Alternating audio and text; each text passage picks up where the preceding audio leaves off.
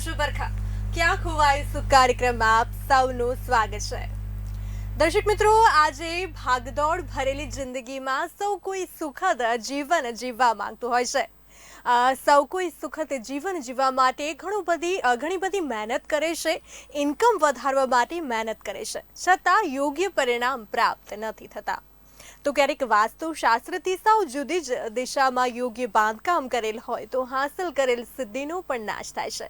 તો કઈ રીતે વાસ્તુશાસ્ત્ર પ્રમાણે ઘર કે ઓફિસ કે અન્ય વસ્તુની પસંદગી કરીને ઘર કે ઓફિસને સુખમય બનાવી શકાય તેના વિશે આપણે આજે વાત કરીશું.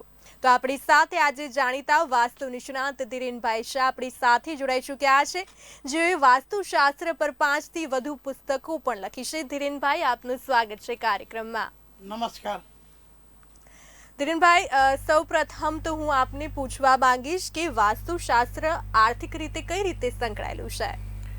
વાસ્તુશાસ્ત્ર જીવનના દરેક પાસા સાથે જોડાયેલું છે. આર્થિક છે, માનસિક છે, શારીરિક છે, સામાજિક છે.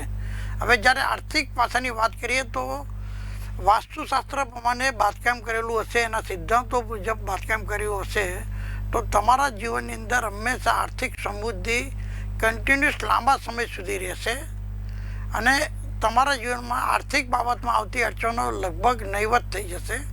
વાસ્તુશાસ્ત્રના સિદ્ધાંતો મુજબ તમારા રેસિડન્સની અંદર ઈશાન દિશા, અગ્નિ દિશા, ઉત્તર દિશા, દક્ષિણ દિશાનું વાસ્તુ જેટલું પરફેક્ટ હશે અને સારામાં સારું હશે એટલું સારામાં સારું રિઝલ્ટ લઈ શકાશે. એની સાથે સાથે તમને એ પણ કહેવા માગીશ કે તમે સારી જગ્યા પર ભૂમિ પર રહેતા હશો તો તમને સારામાં સારું શુભ પરિણામ મળી શકતું હોય છે. એટલે વાસ્તુશાસ્ત્રના સિદ્ધાંતો પ્રમાણે બનાવેલું બાંધકામ જે રેસિડન્સ પણ હોઈ શકે, ઓફિસ હોઈ શકે, ફેક્ટરી હોઈ શકે, કંઈ પણ હોઈ શકે, પણ એ પ્રમાણે બનાવેલું બાંધકામ તમારા જીવનમાં આર્થિક સમૃદ્ધિ માટે બહુ જ મદદ કરતા બનતું હોય છે. જો સિદ્ધાંતોની વિરોધાભાસ હશે અને આપ અત્યારે આર્થિક સંઘર્ષ ભોગવી રહ્યા છો તો ચોક્કસ તમારા ઘરની અંદર ઈશાન દિશા, અગ્નિ દિશા, દક્ષિણ દિશા અને ઉત્તર દિશાનું વાસ્તુના સિદ્ધાંતો મુજબ વ્યવસ્થા છે કે નહીં એ ચકાસી લેવી જોઈએ. જી ધીરેનભાઈ, જે રીતે આપણે અલગ અલગ વિષયો પર ચર્ચાઓ કરતા હોઈએ છીએ, પહેલા આપણે દર્શક મિત્રો સાથે પણ ચર્ચા કરી લઈએ તો તમારી વસ્તુ સંબંધિત સમસ્યાઓ જે હોય તે ઉકેલ ઈચ્છો છો તો તરત ફોન ઉઠાવો. મારા ટીવી સ્ક્રીન પર નંબર આપેલો છે અને તમારી સમસ્યાનું સમાધાન જાણો. અમારા ટીવી સ્ક્રીન પર જે નંબર આપેલો છે તેના પર આપ કોલ કરી શકો છો અને આપને મૂંઝવતા જે પ્રશ્નો છે તેના વિશે ચર્ચા કરી શકો છો અને આપને અહીંયાથી આપની સમસ્યાનું સમાધાન ચોક્કસથી મળી જશે. ધીરેનભાઈ, આપણે આપણી ચર્ચા કન્ટિન્યુ રાખીશું. હું આપને હવે પૂછવા માંગીશ કે આ જે ધંધાકીય એકમો છે, જેમ કે દુકાન છે, ઓફિસ છે, તેમાં કઈ રીતે ધંધાકીય એકમમાં વાસ્તુશાસ્ત્ર એટલે કે મદદરૂપ બની શકે? ધંધાકીય એકમ આપણા જીવનનું આર્થિક પાસા માટે બહુ મહત્વનું પરિબળ હોય છે. ધંધાકીય એકમની અંદર વાસ્તુશાસ્ત્રના સિદ્ધાંતો મુજબ ઈશાન દિશામાં, ઉત્તર દિશામાં, અગ્નિ દિશામાં અને દક્ષિણ દિશામાં જો વ્યવસ્થા પરફેક્ટ હશે, કોઈ પણ ટાઈપનો દોષ નહીં હોય તો તમારી ઓછી મહેનતે ઓછા સમયની અંદર તમે સારામાં સારી રીતે ધંધાકીય ડેવલપમેન્ટ આર્થિક રીતે કરી શકતા હોય છો. એમાં તમારે ગ્રોથ કરવો હોય તો સારામાં સારો ગ્રોથ થાય. સાથે સાથે તમારું આર્થિક નુકસાન જે થતું હોય ધંધાકીય એકમમાં એ પણ રોકાઈ જતું હોય છે. વાસ્તુશાસ્ત્રના સિદ્ધાંતો મુજબ બાંધકામ કરવું એટલે આર્થિક સમૃદ્ધિનો બેઝિક પાયો છે. એને જેટલું તમે સારામાં સારું વાસ્તુશાસ્ત્ર સિદ્ધાંતોનો અમલ કરશો એટલું તમારી આર્થિક સમૃદ્ધિ ધંધાકીય એકમમાં સારામાં સારી રહેશે. તો દર્શક મિત્રો, તમે પણ તમારી સમસ્યાનું સમાધાન અહીંથી મેળવી શકો છો અમારા ધીરેનભાઈ શાહ જોડેથી. દર્શક મિત્રો, તો કોલ કરો. અમારા ટીવી સ્ક્રીન પર નંબર આપેલું છે, અહીંયાથી જ આપને વાસ્તુલક્ષી સંજીવની પ્રાપ્ત થશે. તો ઉઠાવો ફોન અને કરો કોલ. ધીરેનભાઈ, હું આગળ આપને પૂછવા માંગીશ હવે કે ધંધાકીય એકમોમાં જે આર્થિક નુકસાન જે છે તે વારે ઘડીએ લોકોને થતું જ હોય છે, ત્યારે તો આમાં વાસ્તુ કઈ રીતે ઉપયોગી બની શકે? જ્યારે ધંધાકીય એકમની અંદર ધંધાકીય પરિબળો તમારી આવડત મુજબ બધા જ પ્રયત્નો તમે કરતા હોય છતાં પણ તમારું જો આર્થિક નુકસાન સતત લાંબા સમય સુધી રહેતું હોય અને કોઈને કોઈ સ્વરૂપે રહેતું હોય તો તમે જે જગ્યા પર ધંધાકીય એકમનો અમારો સ્થાપેલો છે એ જગ્યાનો વાય દિશા, અગ્નિ દિશા અને દક્ષિણ દિશાનું વાસ્તુ તમારે ચોક્કસ ચેક કરી લેવું છે. જો વાય દિશા કપાઈ ગયેલી હશે, વધી ગયેલી હશે, વાય દિશામાં ખાડો હશે, વાય દિશાની અંદર અંડરગ્રાઉન્ડ ટાંકી હશે અને વાય દિશા સંપૂર્ણ બંધ હશે તો તમારી આર્થિક સદ્ધરતા કાર્ય પણ નહીં આવે. ધંધાકીય એકમમાં આ વસ્તુ ખાસ નોંધી લેવી. એ જ રીતે અગ્નિ દિશાનો પણ વાસ્તુ જી દોષ દિલીપભાઈ, બહુ હું આપને મહત્વનો છે. અટકાવવા માંગીશ અહીં. એક દર્શક મિત્રનો કોલ આવી રહ્યો છે, આપણે એની સાથે વાત કરીશું સૌપ્રથમ. જી, આપનું નામ? सुशील कुमार, જી, ક્યાંથી છો આપ? मैं सूरत से बात कर रहा हूँ। જી સુશીલભાઈ, આપને શું समस्या છે? मेरा जरीन भाई से एक क्वेश्चन है कि पिछले मैं 26 साल से बॉलीवुड फिल्म इंडस्ट्री में काम कर रहा हूँ जी, हाँ जी बोलिए, मैं सुन रहा हूँ. और मुझे 80s 90s में काफी सफलता भी मिली, पर अभी मुझे जो है बॉलीवुड में बहुत मुश्किलों का सामना करने पड़ रहा है.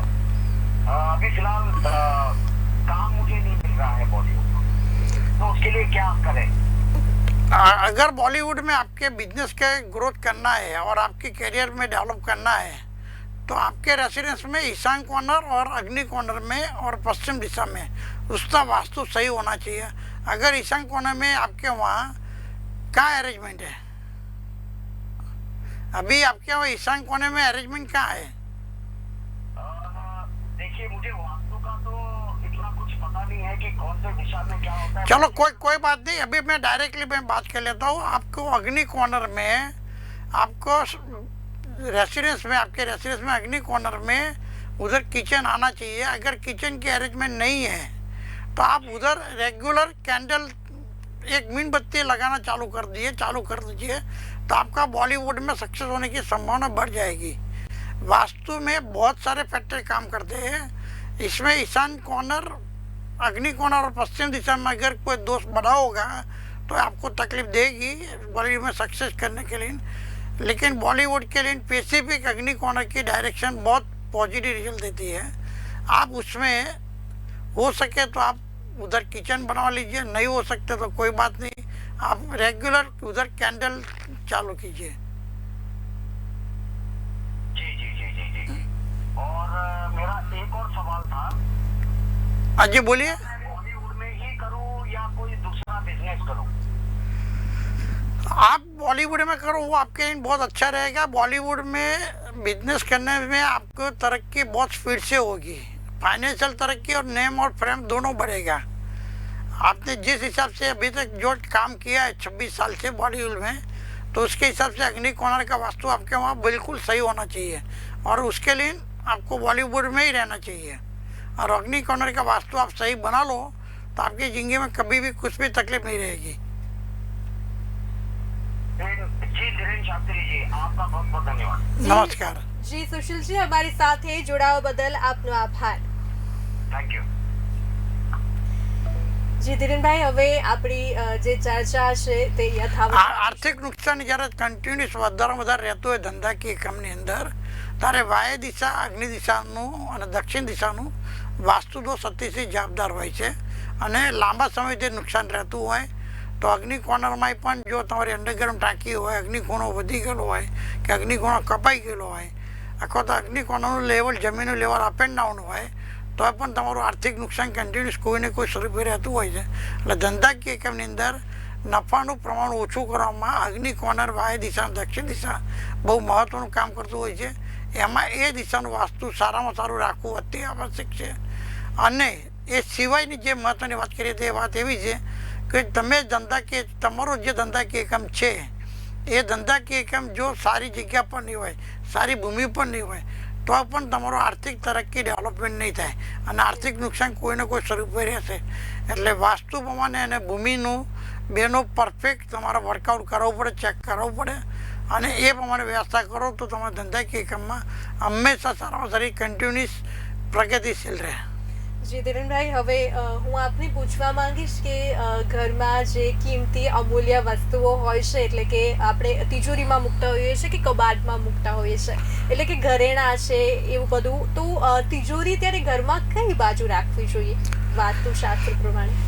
રેસિડન્સની અંદર કે ઓફિસ કે બિઝનેસ સેન્ટરની અંદર તમારે જે સેફ કહેવાય, જે આર્થિક ભલે જે રૂપિયા સાથે જોડાયેલી વાત છે અથવા તો દર દાગીના સાથે જોડાયેલી વાત છે, એ હંમેશા દક્ષિણ દિશામાં મૂકવી જોઈએ અને ઉત્તર બાજુ ખુલે એ રીતે ઉઠવી જોઈએ.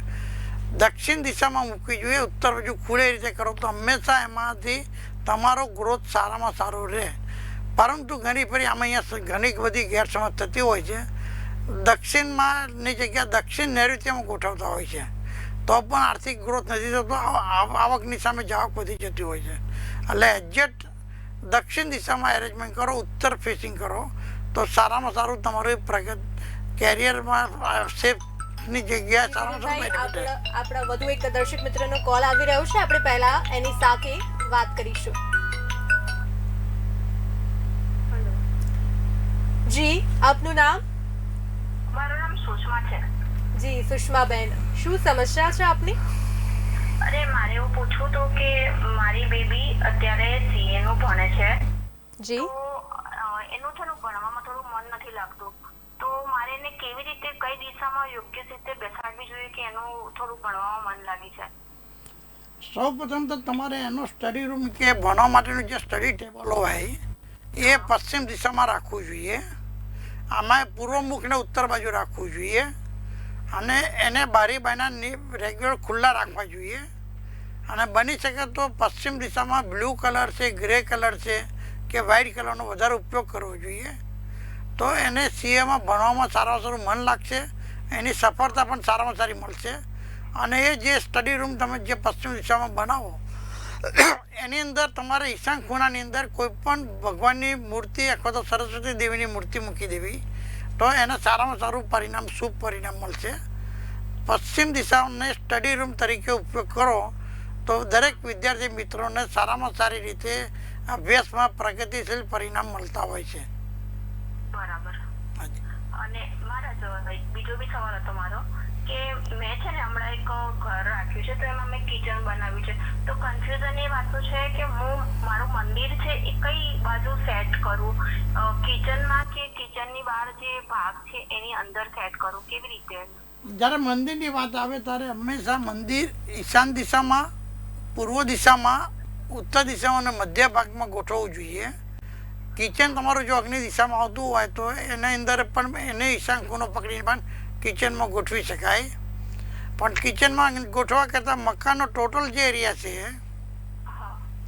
એ એરિયાની અંદર ઈશાન ખૂણામાં, પૂર્વ દિશામાં, ઉત્તર દિશામાં અને ઘરના બરાબર વચ્ચેનો ભાગ, મધ્ય ભાગ હોય ત્યાં તમે મંદિરની વ્યવસ્થા કરી શકો છો. એટલે મંદિરનું મોઢું છે એ મારે એ ઘર બાજુ ભગવાનનું મુખ ઘર બાજુ રહેવું જોઈએ. ઘર બાજુ. ઓકે, બરાબર. હા, થેન્ક યુ સર. નમસ્કાર. જી સુષ્માબેન, અમારી સાથે જોડાવા બદલ આપનો આભાર. ધીરેનભાઈ, આપણે આપણી ચર્ચા કન્ટિન્યુ રાખશું, જે ચર્ચા કરતા હતા એના પર. એટલે જ્યારે આર્થિક નુકસાનની જ્યારે પણ વાત આવતી હોય ત્યારે હંમેશા અગ્નિ દિશા, વાય દિશા અને દક્ષિણ દિશા કામ કરતી હોય, પણ સાથે સાથે ભૂમિ પણ અતિ મહત્વનું પરિબળ કામ કરતું હોય છે. સારી ભૂમિ પર ધંધાકીય કામ હશે તો તમારું ગ્રોથ થશે ને થશે, એમાં કોઈ શંકા નથી. કદાચ વાસ્તુમાં નાના મોટા દોષ રહી ગયા હોય તો એ પણ તમારો આર્થિક પ્રગતિ થતી હોય છે. પરંતુ જો સારી ભૂમિ નહીં હોય અને વાસ્તુ પરફેક્ટ નહીં હોય તો તમારી પાસે ગમે તેટલી સારીમાં સારી આવડત હોય, મશીનરી હોય કે બધી જ સગવડતા હોય છતાં પણ તમને સક્સેસ મળશે નહીં, આર્થિક પ્રગતિ મળશે નહીં. ધંધામાં નુકસાન થવાનું સ્વરૂપ કોઈને કોઈ સ્વરૂપ રહેશે. જી ધીરેનભાઈ, દર્શક મિત્રો, આપ પણ આપની વાસ્તુ સંબંધિત સમસ્યાઓનો ઉકેલ ઈચ્છો છો તો ઉઠાવો ફોન અને ડાયલ કરો. વધુ એક દર્શક મિત્ર આપણી સાથે જોડાવા માંગે છે, પહેલા એમની સાથે વાત કરીશું. જી, આપનું નામ? મનોજભાઈ. જી મનોજભાઈ, આપની સમસ્યા શું છે? મેડમ, ધનમાં બહુ નુકસાન થી મારે પૈસામાં બહુ નુકસાન થાય છે. એના પૈસા પાછા આવતા નહીં, કામ થતા નથી. ધારે કામ નથી થતા કે જે ઇન્વેસ્ટમેન્ટ કર્યું છે એ ઇન્વેસ્ટમેન્ટ સક્સેસ નથી જતું.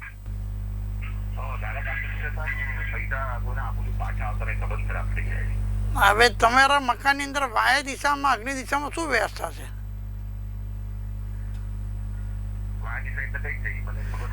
ઉત્તર દિશા અને પશ્ચિમ દિશાની વચ્ચે વાય દિશા કહેવાય. એમાં અત્યારે આજની તારીખમાં શું વ્યવસ્થા છે?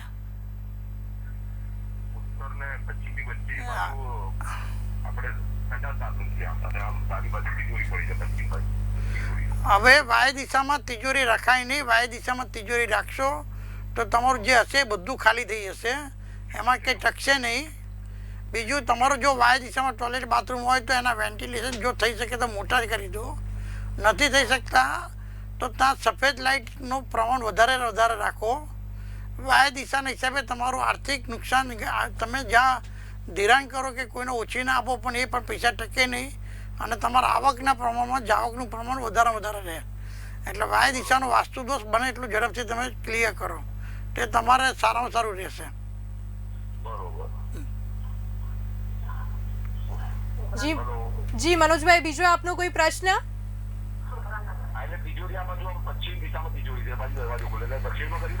દક્ષિણમાં મૂકીને ઉત્તર બાજુ ખુલે રીતે તિજોરી કરી દો તો તમારા ત્યાં આવકનું પ્રમાણ વધી જશે. જે રોકાણ કરેલા એ પણ પૈસા પાછા આવતા થઈ જશે. હાજી. જી જી મનોજભાઈ, અમારી સાથે જોડાવા બદલ આપનો આભાર. જી ધીરેનભાઈ, આપે ખૂબ જ સરસ રીતે માહિતી આપી, વાસ્તુલક્ષી ખૂબ જ સરસ રીતે અમારા દર્શક મિત્રોને માહિતગાર કર્યા. અમારી સાથે જોડાવા બદલ આપનો ખૂબ ખૂબ આભાર. નમસ્કાર. તો દર્શક મિત્રો, આવી જ રીતે આપને મૂંઝવતા પ્રશ્નો આપ જણાવી શકો છો, અને વધુ માહિતી આપ મેળવવા ઈચ્છતા હોવ તો અમારી ટીવી સ્ક્રીન પર ધીરેનભાઈનો નંબર પણ આપેલો છે, તેને જરૂરથી નોંધી લો અને આપ સીધા જ સવાલોના જવાબ અહીંથી મેળવી શકો છો. અત્યારે મને રજા આપશો. આપ જોતા રહો વે ઇન્ડિયા. નમસ્કાર.